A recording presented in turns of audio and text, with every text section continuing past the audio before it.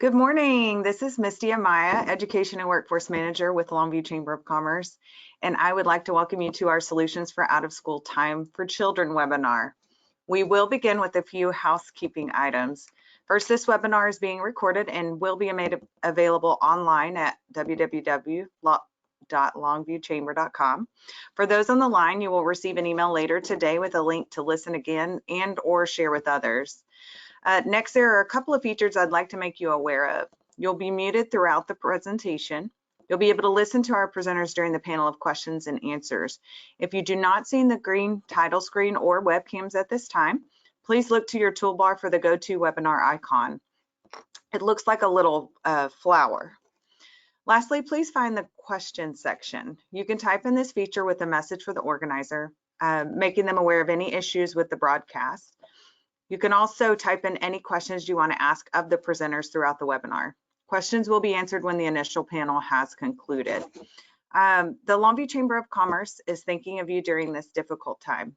We recognize this is a painful season and our community is looking for answers. While we don't have all the answers, we do have access to experts in specific areas that can provide you with a place to start. Today, we have 3 organizations who operate in the out of school time space. They're going to discuss how they work and programming, how their work and their programming have been affected, and how they plan to adjust to continue to provide our children with valuable programs this summer and fall. Joining us is Texas Partnership for Out of School Time Executive Director, Jenna Courtney, Thrive360 Executive Director, Clent Holmes, and Boys and Girls Club of the Big Pines CEO, Chad Patterson. At this time, I will ask the presenters to introduce themselves and their organization. Jenna, let's start with you. Good morning, everybody. Like Misty said, my name is Jenna Courtney. I'm the Executive Director of the Texas Partnership for Out of School Time. We go by Text Post because that's a little bit easier for people to manage most of the time. Text Post is a statewide after-school network. We are one of 50 in the country. We have one in every single state. We are an intermediary organization that works to both promote access to high quality opportunities for kids and also represent the professionals in the field who do this important work every day. And thank you to Misty and the Chamber for including me in this. I'm thrilled to be back speaking with some of you and hopefully meeting some of you virtually for the first time, and happy to be a part of it. So glad you're here. All right, Clent. All right, good morning. My name is Clent Holmes. I'm the Executive Director with Thrive360. I've been in the after school programming space now for about 4 years. At Thrive360, we focus primarily on the middle school aged students.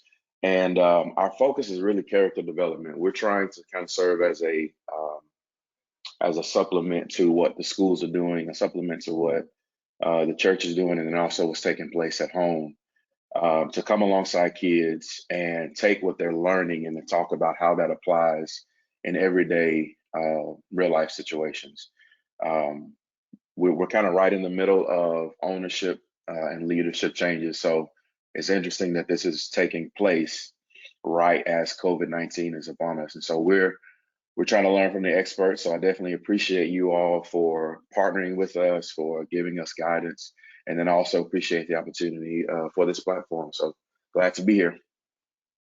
Thank you, Clent. Chad. Awesome. Well, I'm honored to be here. My name's Chad Patterson. I'm blessed to be a teammate and a CEO of the Boys and Girls Clubs of the Big Pines. We serve the 5-county region from Mount Pleasant to Gladewater to Wascom. 2 of our main hubs, of course, are Marshall and Longview. Our motto and mission is very simple. We want to help kids become caring, productive, responsible citizens. And like Clent said, we are there to partner with our families. We're there to be a support for the families. And we work very closely with the school districts to help kids have a great hope and a pathway for a great future. So I'll look forward to the conversation today as well, because I'll learn from all of you, and I'm honored to be a part of this.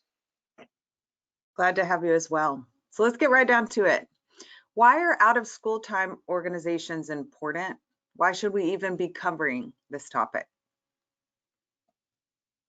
As the statewide organization, I'll take this first, although I know that Clent and Chad have plenty of good thoughts on this as well. I think If there's one thing that coronavirus has done for all of us overnight, everything became out of school time really, really quickly. And I think that, Clent and Chad both said it very well.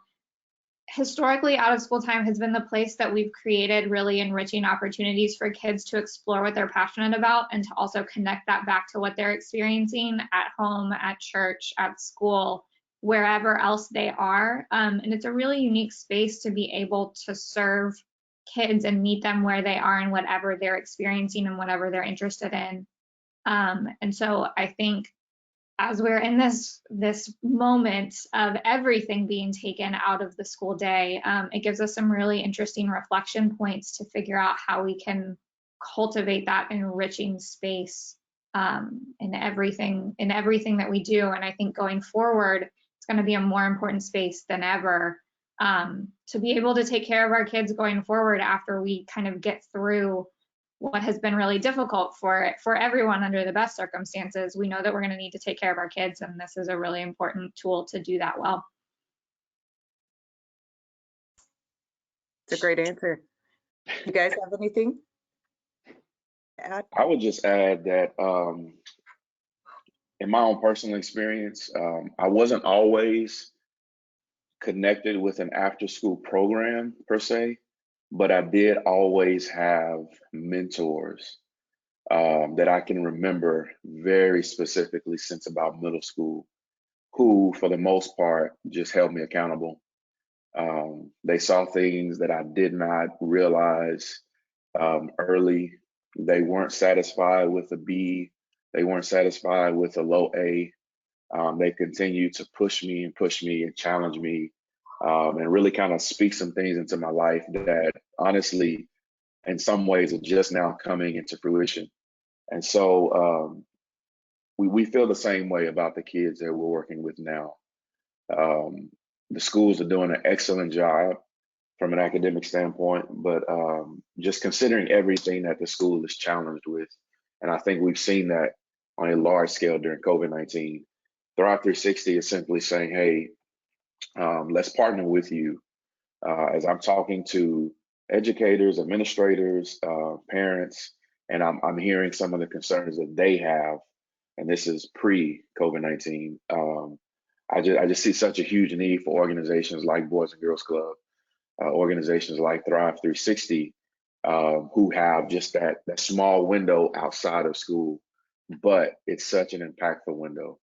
And it's an opportunity where we can still make, significant change. Well, I want to echo everything Jenna and Clent have shared. I've been blessed to be in children and family services pretty much my whole career. And like Clent mentioned, I can think of coaches and teachers, be it piano lessons or baseball or church ministers. I mean, I think we're all in this together, and this has been a great example to highlight that. And our heart is to really come beside parents and add to what they are doing with their kids and add to what the schools are doing for kids. I think in terms of bridges, we're there to help maybe bridge some of those gaps for kids and to add value to those times where, like it's been said, we all have an opportunity to enrich kids. And as a parent and a granddad, I know I need all the support and help I can get to still love and grow our kiddos and grandkids. And so to me, it's a togetherness opportunity for all of us. And it's sacred ground when you talk about having the privilege of speaking into someone's kid. I mean, what else can we even consider being trusted with that's more important than that? So we see it as very sacred ground and a great opportunity to add value. So It's very true. So Clent and Chad, can you guys tell me what are your organizations experiencing right now with this whole COVID-19 situation? Well, right now we are we're talking to parents. We have made a practice of doing what we call wellness checks, and this was from spring break until now, where we're just kind of checking in periodically and just saying, hey, how are things going? What are your needs? We've had a number of organizations and volunteers reach out during this time and say, hey, what do students need? What do families need? How can we assist? We are so grateful for LISD, and I'm sure it's not just LISD. I've seen other school districts as well, but who have continued to provide meals, who have continued to deliver meals, because that has been huge during this time. But as we're talking to parents and as we're trying to gather what they need, we're also listening and we're also paying attention as we receive direction from our mayor, from our governor, just to determine, number one, when we can reopen, so that we are prepared. We're doing things like looking at our procedures around sanitization. Do we have enough stations? Do we have enough material? Do we have enough people, both staff and volunteers? So we're looking at those things and trying to prepare. We're looking at different guidelines. We're looking at what the CDC is putting out, the direction they've given churches. We've looked at what they are giving childcare facilities, and we're trying to basically balance between the two and almost guess what is coming down the line for us. So we've kind of been back and forth while we kind of wait for a little more direction. Hey, well said, Clent. Yeah, same thing. We all want to do something. And so our heart has been, since we had spring break camps, and I think I remember Monday, March the 16th is when we went into remote operation. And unfortunately, we had to furlough, if you will, about 70 employees, most of which work at our local school district sites. But our full-time staff has stayed on board the entire time. But we were very fortunate to receive a PPP loan. I think I said that right. So we've re-engaged our staff. But this whole time, our heart has been to stay connected to the kids and families.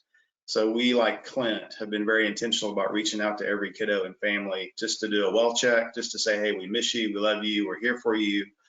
So that's been a huge piece of what we're doing. We're trying to continue virtual programs. You know, the irony of that is so many of our families in this area, and we'll probably talk about it later, there's such a digital divide that we're not sure how many kids are actually receiving those programs, but we're doing our best to stay engaged. We're also really trying to keep a check on our donors and our community friends. I know Clent and all of us have had conversations just to reach out and encourage each other.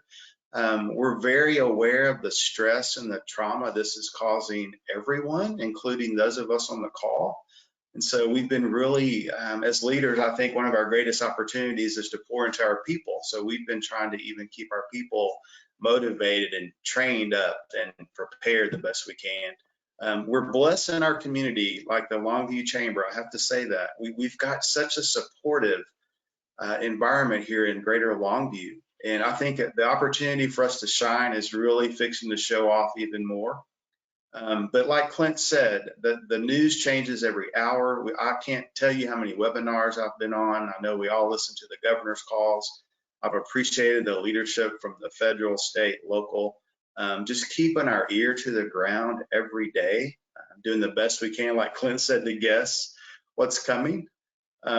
That's kind of the heart of what we've been trying to stay prepared. We've also really wanted to keep our mission, like all of the nonprofits in this area, we all have a place to serve. And so even keeping our mission in front of people to remind them of the value that we all add has been a part of what we've tried to do as well. So, and then just prayed our guts out for provision going forward. So, Jenna, how did their statuses and concerns of their organizations compare to the rest of the state?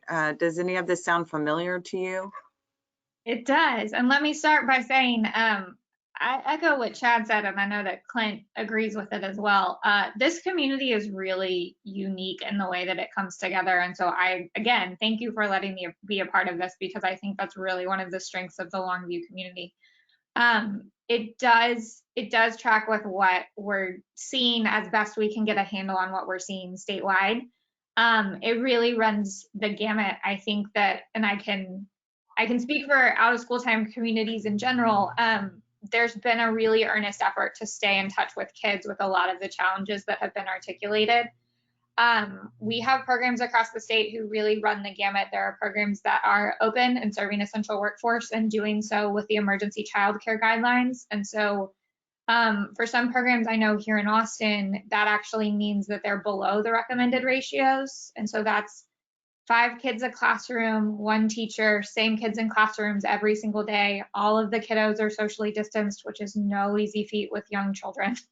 sanitizing every single day, you know, and so they're going above and beyond because we're working with limited information, and it's of the utmost importance that they keep their kids and their families safe. It also goes to the other end of the spectrum of programs that have closed down, have furloughed, have laid off. You know, the numbers that we're seeing, I have the benefit of a wonderful view on what's happening nationally as well, because there are 50 of us. The numbers that we are seeing nationwide of what this field is going to look like when all of this is over, it could be as many as half of programs don't come back, and that's a staggering number to digest on a nationwide scale. And so it really is those two ends of the spectrum and absolutely everything in between. I think as we're looking forward to what reopening looks like and navigating an imperfectly informed at this point through no one's fault other than the virus itself, you know, model of how we do that safely, where the risks are, what the costs are. You know, sanitizing is great as long as you can pay for the additional sanitation. Challenges like that, we're all going to be navigating it together and sort of learning trial and error as we go.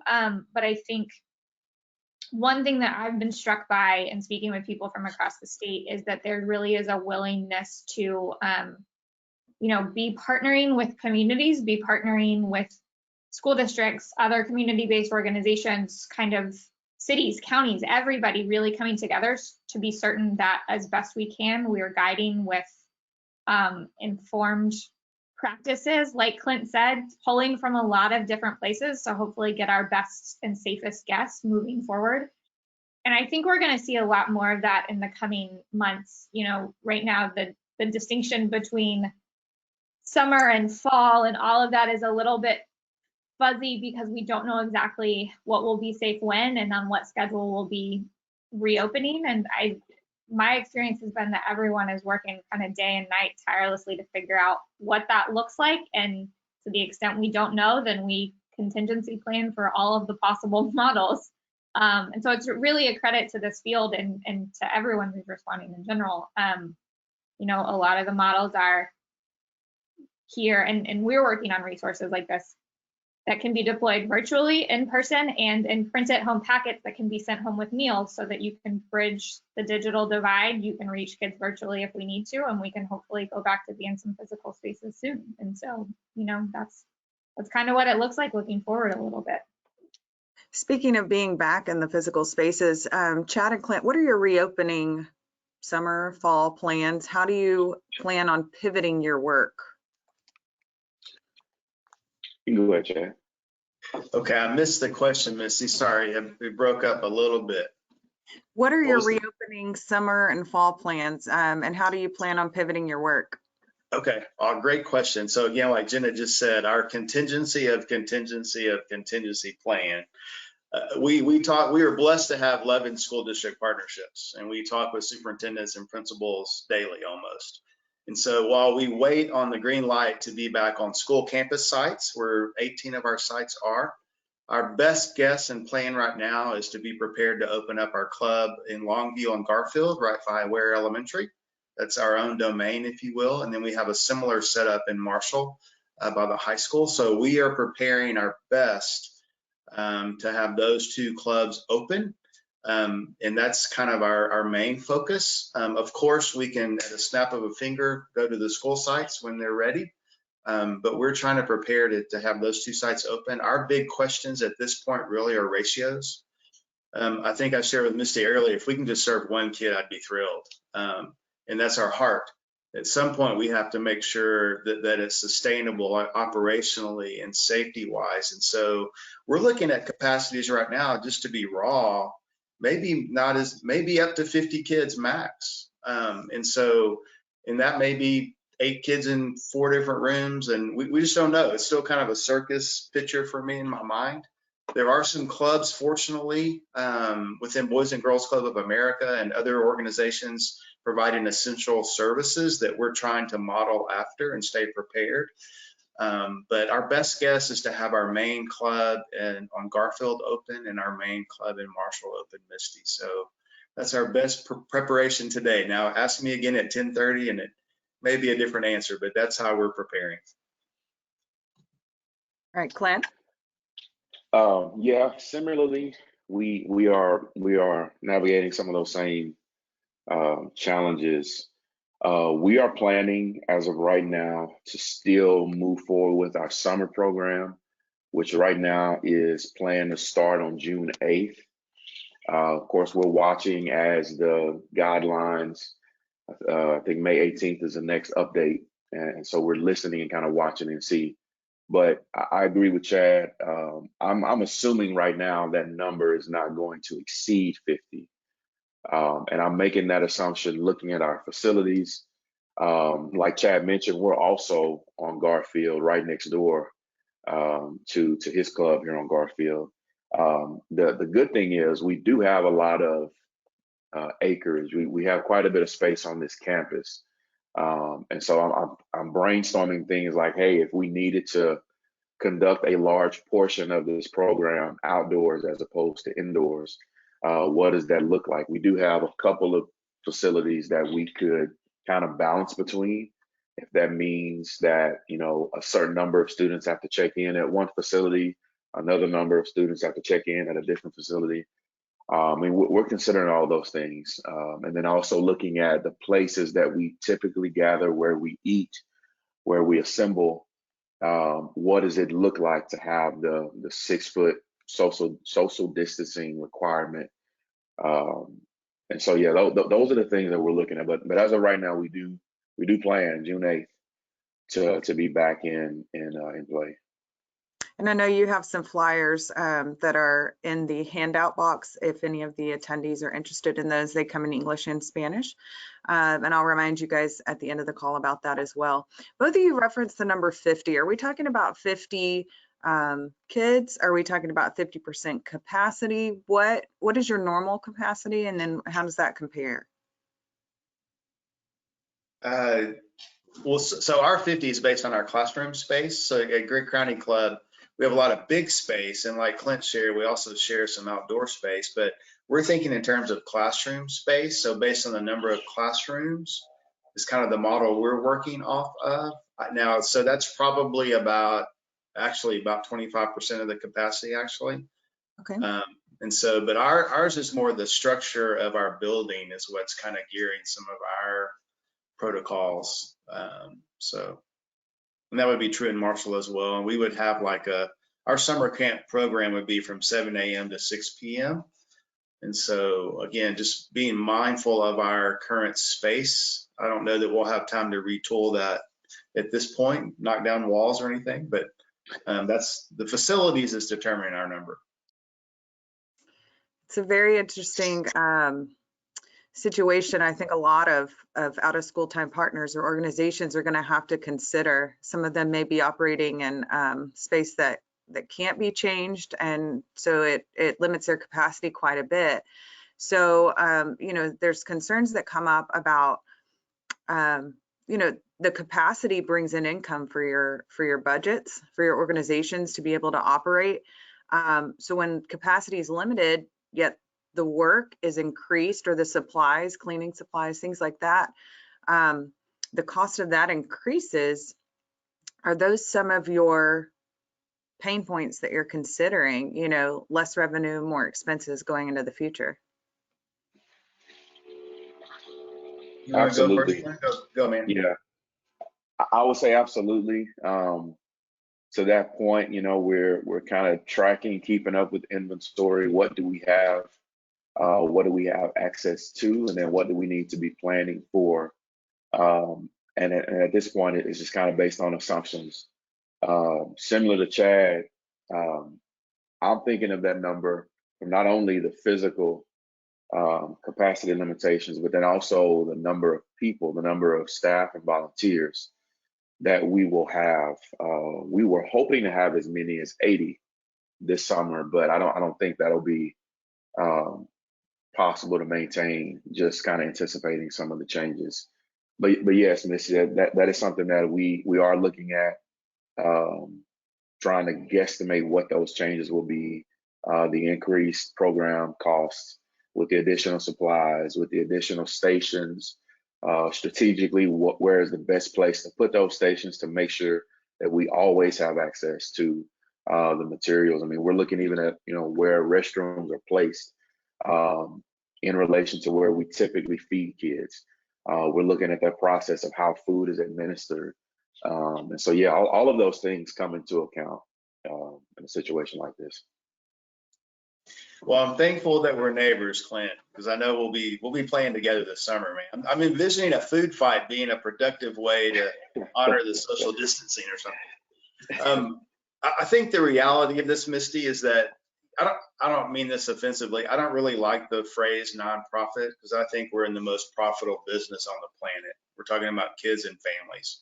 We are businesses, and there is a business side to operating with our heart, our mission. And so we're looking at business continuity concepts, weekly, daily, hourly. The reality for us, our budget model right now, 50% of our budget comes from fees we charge families.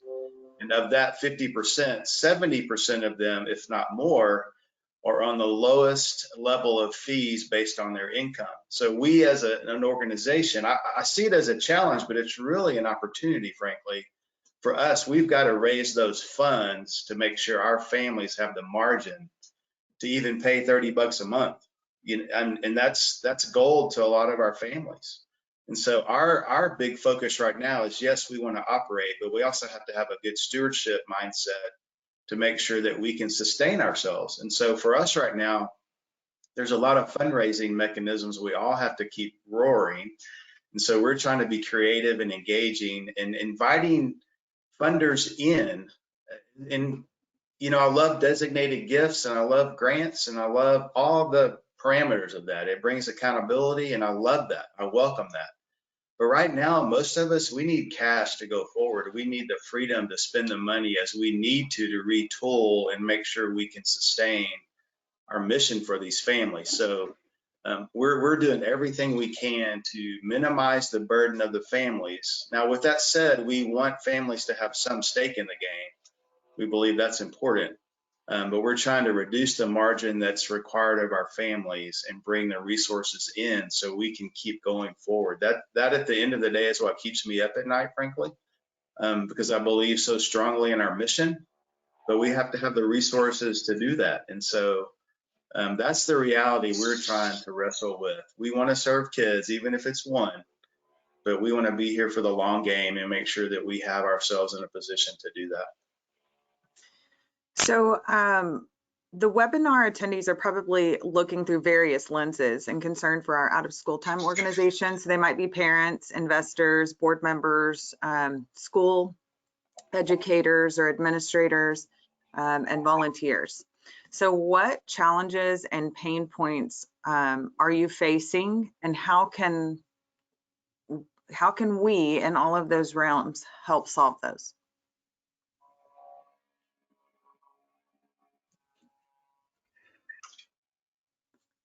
Okay, I'll go. Can y'all hear me? Okay.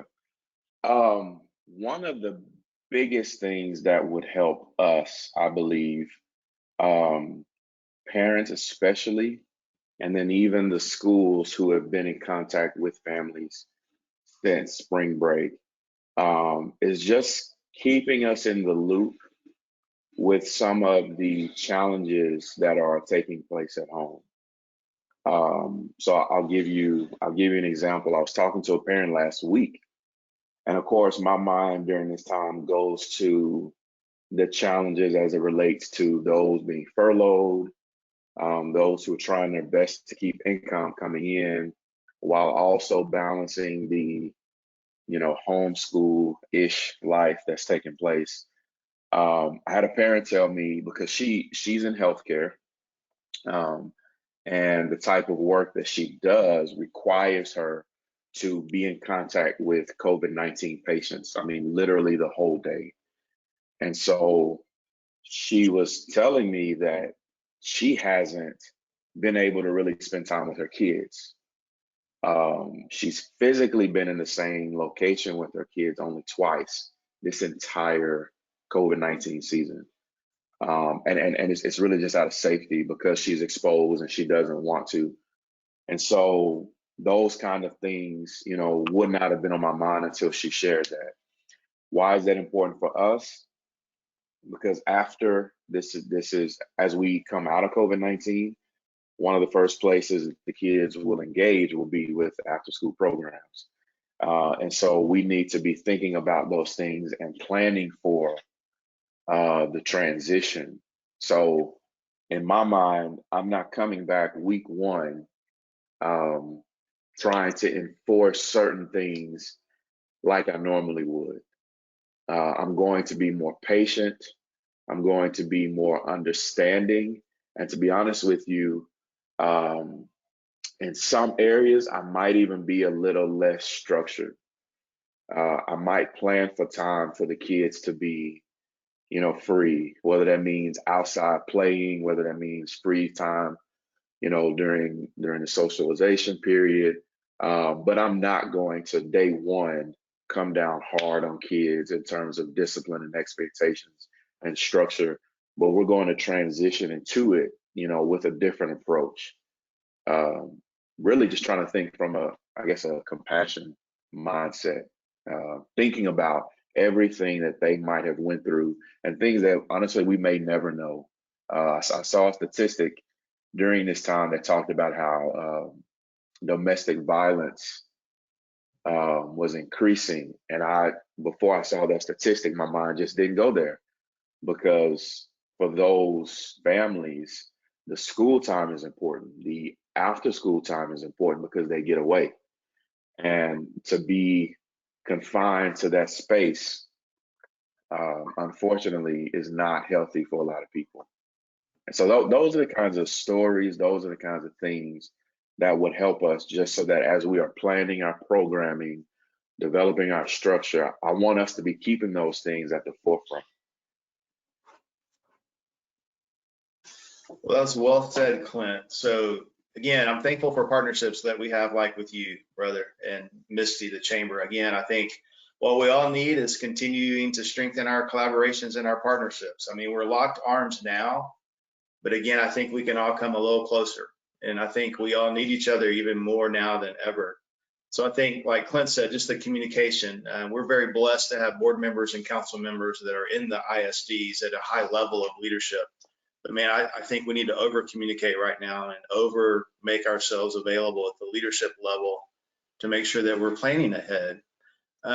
Like Clent said, you know, my frame of that, Clent, and we've talked a little bit in our preparation for this, is the whole trauma-informed care mindset. We've all been traumatized, and like Clent said, we're going to be that first door, hopefully, that kids come through post-COVID-19. And right behind them are their parents. And then right in front of them are our staff. And so I want to make sure too, like Clent said, we have the mindset and the resources and what training we can, and partners in the community. If I'm asking for something specific, if you provide wellness, trauma-informed care, and I've reached out to many of you already, we would love your wisdom. We would love to partner with you on that, to make resources available, to make that something intentional, like Clent said, that we plan into our day, that we are greeting people. I call it like love people like grandmother would, and have that heart of compassion. And so I would echo what Clent said on that. I think too, just people, we need positive adults in the lives of the kids we serve. So there will be mentoring and volunteer opportunities to help us supplement what our staff are going to be trying to do. That's always an open door for the Boys and Girls Clubs, is we need positive, caring, loving adults as well.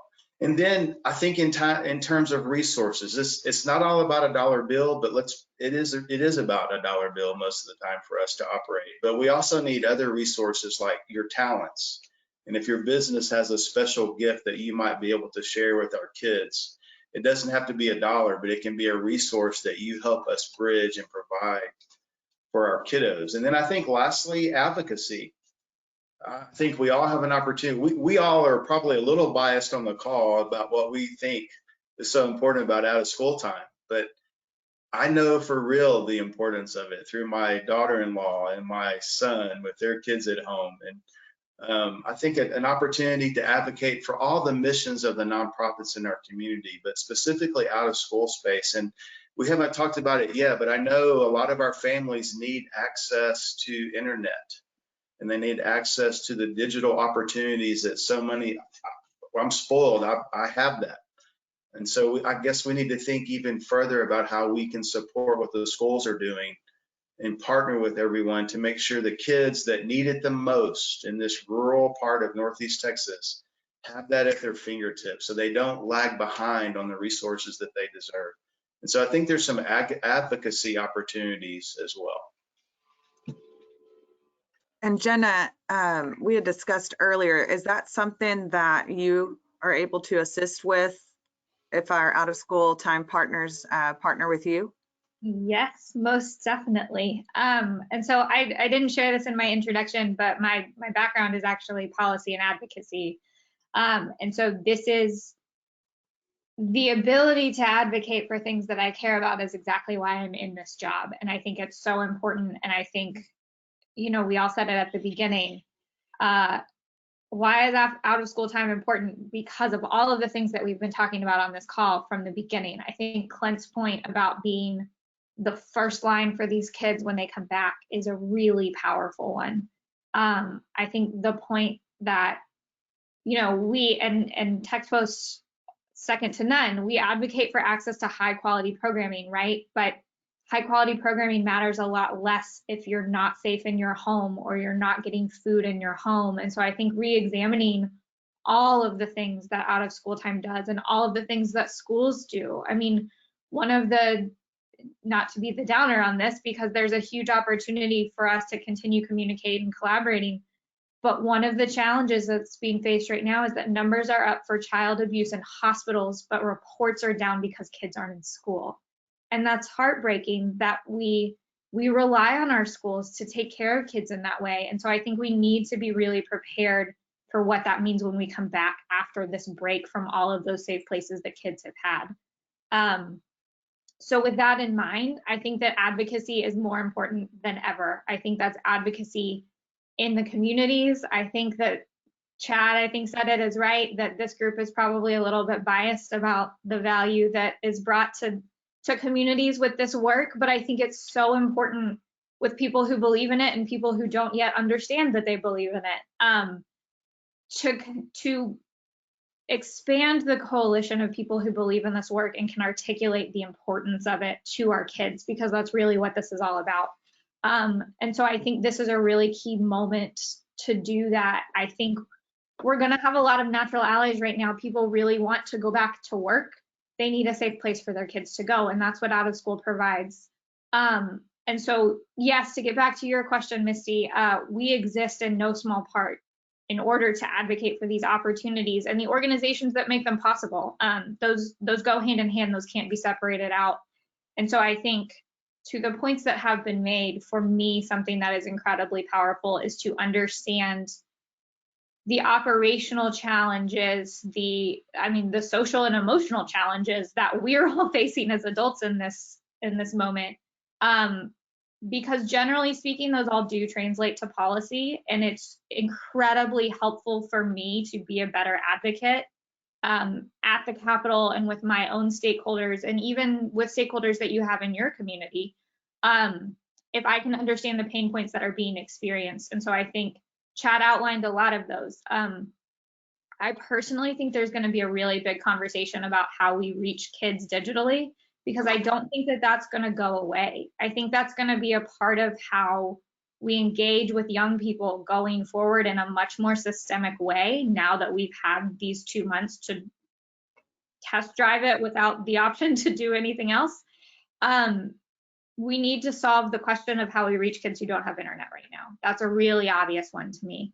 I think we also need to have a conversation. The point was made earlier. We have a lot of programs who served kids in after school time who are now serving kids 8 and 12 hours a day. That's a different proposition in terms of the resources that are necessary to make that happen. And we need to be certain that we're taking care of our programs to keep them sustainable, because the work that they all do, that you all do, is invaluable. So my My request in all of this would be, as Clint and Chad both said, communicating the pain points is as valuable as anything, because that generally translates to things that we can make a difference on as we continue to collaborate together and bring more people kind of into the fold and into the tent, and as I march into the Texas Capitol and hopefully in January 2021. Thank you for that information, Jenna. I know on the opposite end of that, many families have actually enjoyed their time home with their kids. It kind of is reminiscent of when we grew up, and there weren't as many different things in the rat race of life to be a part of. And so for those families that have really enjoyed the slowdown, do you foresee them not getting as involved in the out of school time activities as they were before? And is that a concern for the industry? That's a great question, Misty. You know, on one hand, I don't want to talk this out of our business needs here, but I think that's amazing. Families to me are the core unit anyway. We're all here to support that.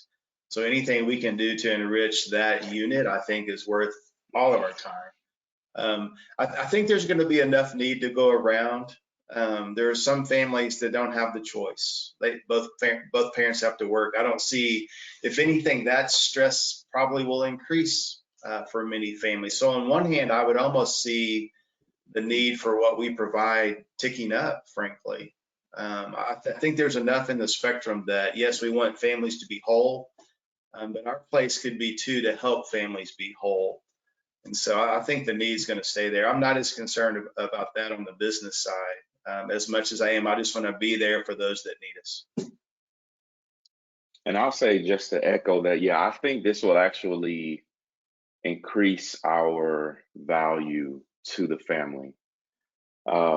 Parents are seeing, and I'm seeing this widely through social media, through conversations that I'm having. Parents are even more appreciative of programs like us. I've been talking to parents about, hey, you know, we can still work on some of the character development aspects that we talk about when they're here. You know, we talk about self-control, we talk about enthusiasm, we talk about what it means to be poised. Now parents are getting to see that, not that they didn't see it before, but they're getting to see that, the need for that during this time. One of the parents that I reached out to, and this particular parent was having to work and then come home and then try to continue the routine for school prep, as well as the normal getting meals ready and then winding down for the day. And when I called her, she said, "Clint, come get your kids." And that was just that was just evident to how much parents still value and still see, you know, the need for us. I think those are valid points.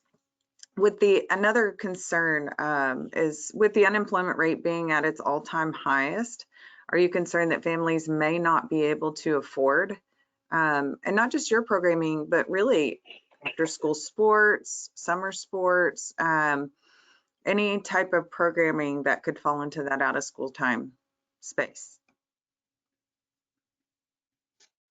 Yes, to answer your question, yes, all of the above. Because we have a sports program in Marshall.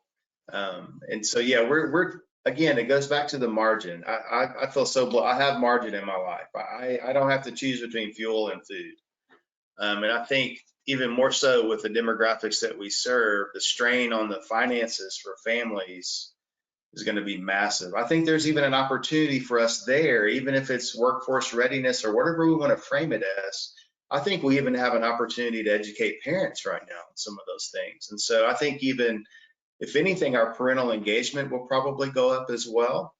But yeah, we're very burdened by the weight that even the $30 a month is on some of the families. And so we're very aware of that. I don't want that to keep a kid from being served. So that's on me to go out and raise the resources to make sure that doesn't happen. It's on all of us, I think, across the board in our communities. And so, but yeah, that's definitely something that's very pressing on my mind. But I'm a person of hope and faith, and I believe in the human spirit enough to know that there is provision there. And so it's just a matter of us being persistent and faithful and sticking with it right now, frankly. Chad, do you have anything else to add, or would you agree with that? I would say, I'm sorry. I would reference, and I do not remember the numbers, but I think it was 2 weeks ago, the East Texas Giving Day. And the fact that the numbers went up from 2019. I think that just speaks to the heart of the East Texas community. I think it speaks to the value that we as a collective still hold for organizations like ours. And so I'm hoping that we'll be able to creatively kind of lean on the community. One of the things that we do specifically for our summer program is we typically have, somewhere up to 10 individuals from the community who will just say, hey, we want to sponsor X number of kids for the summer. And that always happens every season. And it's always amazing to see how willing people are. And I just keep thinking back to that East Texas Giving Day, because if people still found it in their heart to make it available, because I mean, the entire world is going through this. And so for people and businesses to still make that a priority during that time, that's encouraging. And I echo what Chad is saying. We are going to make sure that we serve the families who need us, whatever creative methods that we have to go about doing that. I trust in our organization, I trust in our board, and then I trust in our partners like you all who will, work alongside us in that effort. So with about 15 minutes left, we're about to head into our Q&A session or comments. But from this discussion and from earlier discussions with this group throughout the week, I believe that our call to action is that we must all collaborate more than ever and step out of silos. I know that Jenna mentioned earlier, Longview has been so great, especially in these last couple of years, to be working together, to be bridging the gaps between agencies and organizations and schools. So I think our first call to action is to make that that collaboration stronger than ever. And then I believe the next call to action would be to see, examine your heart, whether you're looking at that at our out of school time organizations from a parental view, a volunteer view, an investment, if you want to help with that margin. And I know that Clent and Chad would both agree to examine your heart and find an organization within our community that you really believe in, because they probably all need some sort of resources at this point, and find out what they need.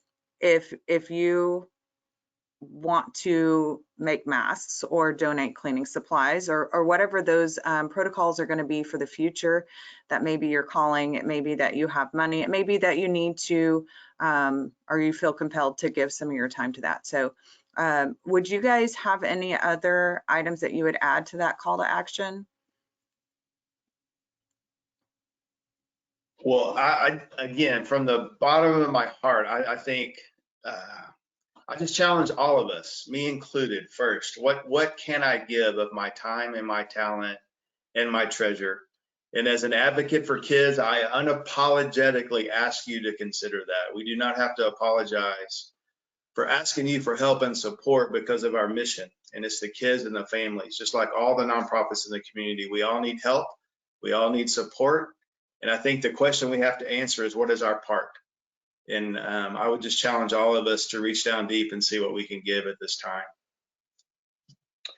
Yeah, and I'll just say, in our core values, we reference it takes a village. And we believe that in so many ways. I think it comes from maybe more of an old school philosophy in terms of raising children, but we try to practice that.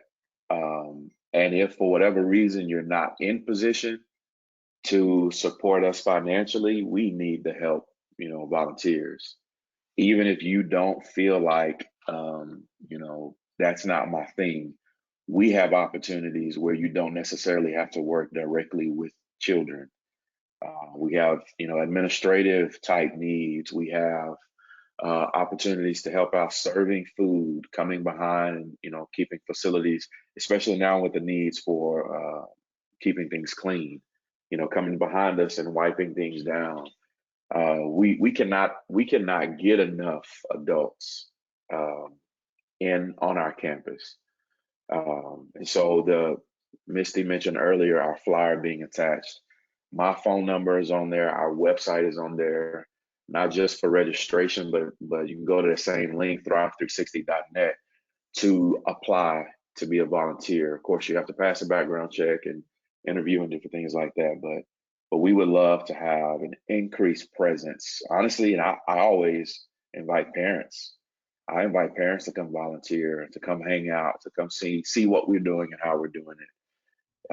But yeah, your time is probably more important than your finances with this kind of work. So yeah, I agree with what's been said. Pray about it, you know, do some self-reflection, use this time, and yeah. All right, if you guys are ready, we'll go into the questions. Or really, this is a comment to add to the trauma-informed care concerns. So TCU, Texas Christian University, is offering trauma-informed care throughout the month of May at no cost. So one of our attendees mentioned that it's a great resource for being able to receive our kids and families back through a trauma-informed lens. So that's from Isha Brown, who is attending from Carthage. So thank you for that information. One of the other questions, what will look permanently different for you guys going forward?